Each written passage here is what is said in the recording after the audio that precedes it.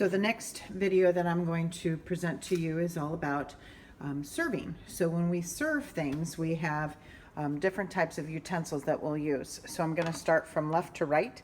This is called a slotted spoon. In fact, it's a slotted cook spoon.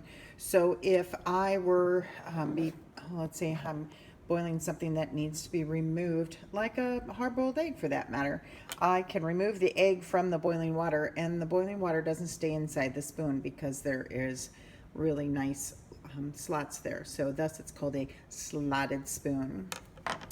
The next one, I'll show it over so you can see it better.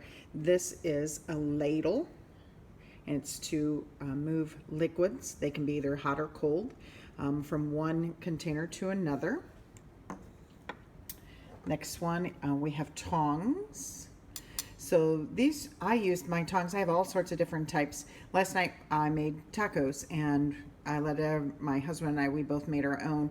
So I used tongs, for the chicken, and another pair for the lettuce that was shredded, and another pair for the tomatoes, and so forth. So you're not picking them up, and you can get exactly how many you want. All right. The next one, this is, and we've talked about this, is a turner or pancake turner. This one has a silicone one. You can see it bends real easy, super easy, and it also doesn't scratch your pans.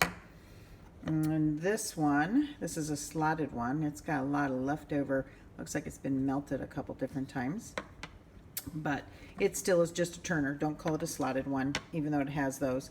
It's just, we just call it a turner.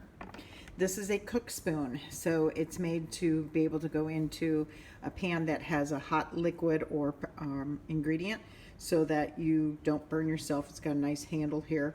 Notice it's not, the metal is in between there so it won't burn you. This is a regular serving spoon. We've looked at this before. We use this when we're measuring out flour. We can spoon it out with that. And we also have a meat fork. All right, so this will steady a piece of meat, or let's say I have raw chicken and I don't want to handle it with my hands, that's for sure. Oh, shoot. I gotta move. Oh, sorry. You can tell I'm doing this by myself here. Oh, there we go. So 2 minutes in, I'm not gonna redo it. So meat fork, if I have raw chicken, I don't want to handle it with my hands, and I can stab it and pick it up and move it. I can steady meat while I cut it, slice it. A meat fork is fantastic. It's a good tool. A lot of people forget about it. And then the last one, it's not serving, but it's in that drawer. This is a grease drainer. And when we get to the pans, I'll show you a little bit more about how that is used.